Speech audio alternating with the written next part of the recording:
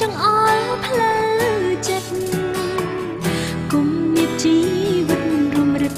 រាល់ថ្ងៃមានត្រឹមបេះដូងស្មោះតែអូនរងគ្រោះព្រោះបងអាប់ប្រៃស្មោះប្រយោជន៍អ្វីបើថ្លៃសាវ៉ានៅប្រឹងធ្វើល្អលន់តួអង្គបលំលួងវិចាព្រោះប្រជីវ៉ាចំជ្រឹងទាំងពីរ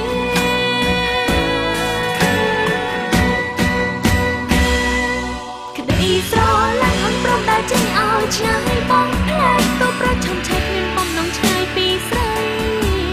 តែអារម្មណ៍មិនអាចព្រមយកផ្លូវមួយដើមនោះបីកាត់ភក្តីរំលែកចែកឲ្យអ្នកផ្សេងចាប់ត្រីដៃពីជីវិតគឺអូនអ្នករងសោកសៅពេលដងដំបែជប់នៅស្ទើរឡប់ពងវែ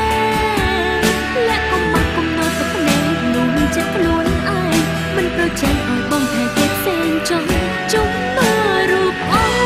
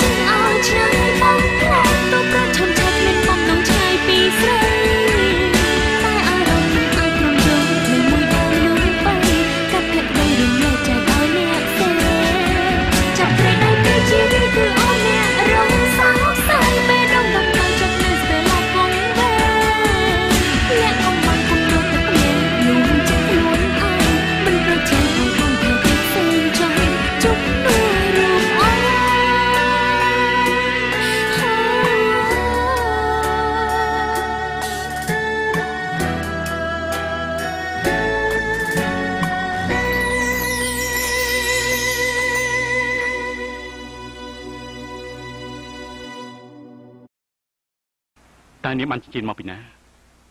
គឺអ្នកនាងម្នាក់នៅខាងនោះក្តីស្រឡាញ់អូនព្រមតែចេញឲ្យឆ្ងាយបងផ្លែកទៅប្រឆាំឆែកមានបំណងឆ្ងាយពីស្រី